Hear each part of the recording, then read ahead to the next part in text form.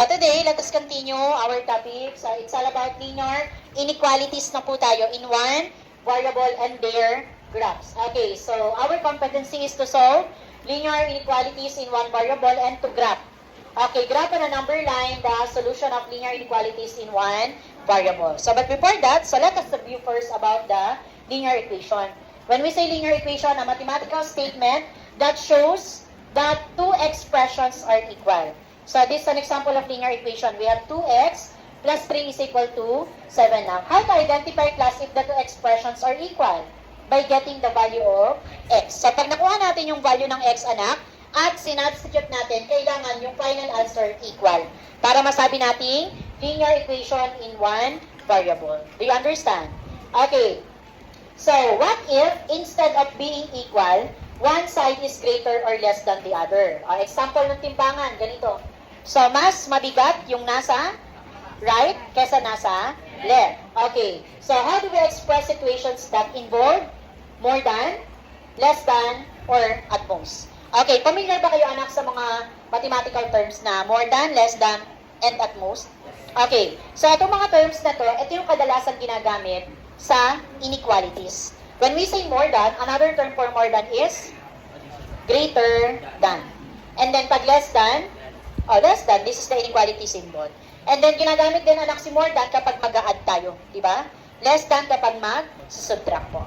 Okay, so, this time, anak, let us match the symbol. These are the mathematical symbol and these are the mathematical word. Okay, so this symbol is, what symbol is this? Okay, very good. That is less than. And then, this one, Ignacio. Very good. Greater than or equal to. The third one. Yes, anak? Yes.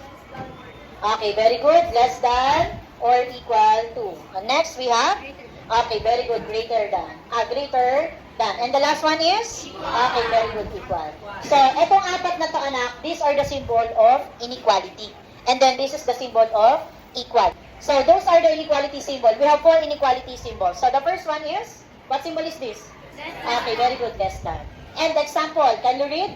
X less than 4. Okay, or we can read this as x is less than 4.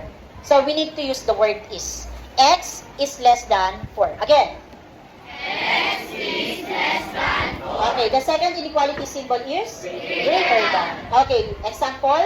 Y is greater than 2. Okay, very good. The third one? Less than or? Okay, very good. Less than or equal to. Example? X is less than or equal to 10. Okay, yung kadalasan pagbasa ng given.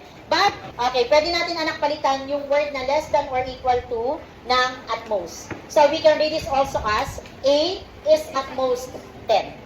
Okay. And the last inequality symbol is greater than or equal to. Example? B is greater than or equal to negative 3. Kapag naman, anak, greater than or equal to, at least naman. So, we can read this also as B is at least negative 3. Again, pwede natin palitan yung greater than or yung less than or equal to ng at most.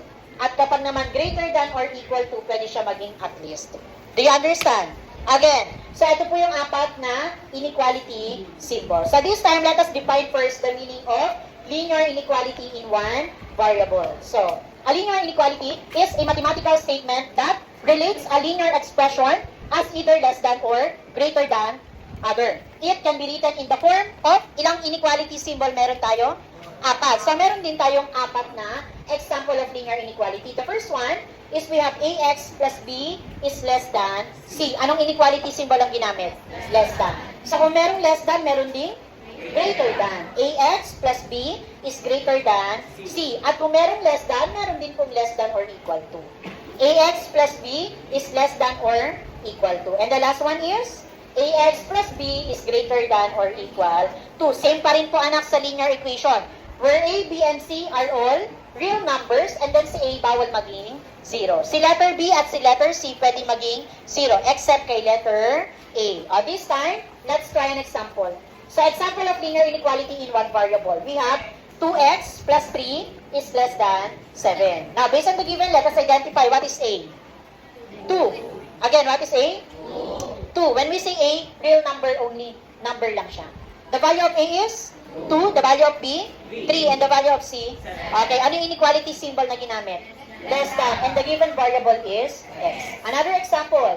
5x minus 2 is greater than 8. The value of A is? Again, what is A? What is B? Negative 2. And what is C? 8. What is the inequality symbol? The given variable. Kadalasan, laging X naman ang ating ginagamit. The third one, what is A? 3. What is B?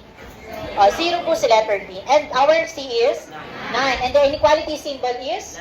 Less than or equal to. Another term for less than or equal to? At most. Very good. And the last one, this is also an example of linear inequality. Although, hindi natin ma-identify agad si A, B, and C, but this is an example of linear inequality. Merong inequality symbol.